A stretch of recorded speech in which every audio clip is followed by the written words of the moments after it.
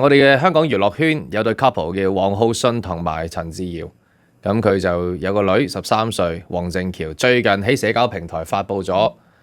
好多佢同佢嘅男朋友嘅親吻嘅照片，嚟到表示佢哋相愛，留下呢個美好一刻，好多相片出嚟。咁事情發生咗之後咧，就變成好多娛樂圈嘅頭版。佢嘅母親就表示希望個女喺呢個正常同埋和平嘅環境下長大，做一個普通嘅細路女，有自己嘅私隱權。兩夫婦咧喺根據娛樂版嘅報導就會同一口徑嚟到採取法律行動。原來法律行動咧就根據王浩信嘅説法就係唔係告嗰個男朋友，而係邊個轉載呢啲相片，佢嘅私人相片嘅話咧，咁就為之犯法。原來就係咁樣嘅法律行動，即係咁。家國天下咧今日仲會報導另一單嘢，同時間就係講我哋香港嘅議會啊，有兩位議員根據香港面對住2025年嘅一個史無前例嘅低位，面對住我哋香港最低嘅出生率咧，佢哋有咩治國良方咁話，有咩好嘅建議？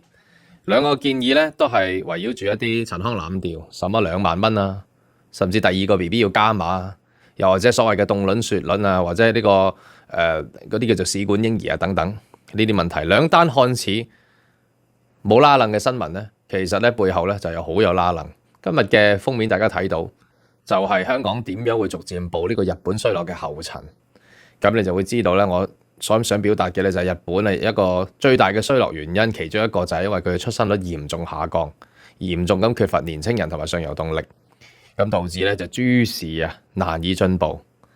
咁就香港會點樣隨時會步日本嘅後塵呢？咁今日呢集就會進一步咁分析，而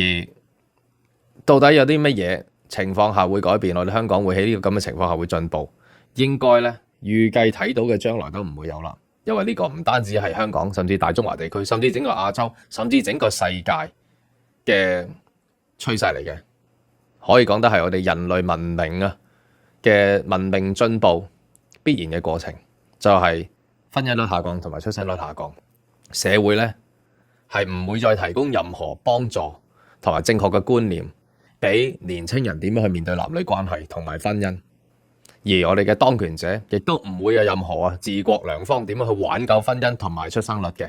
然之後社會就會步向衰落，因為欠缺年輕人嘅活力、動力同埋創造力，欠缺勞動力，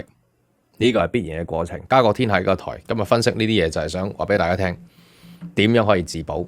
既然大勢所趨，點樣可以自保。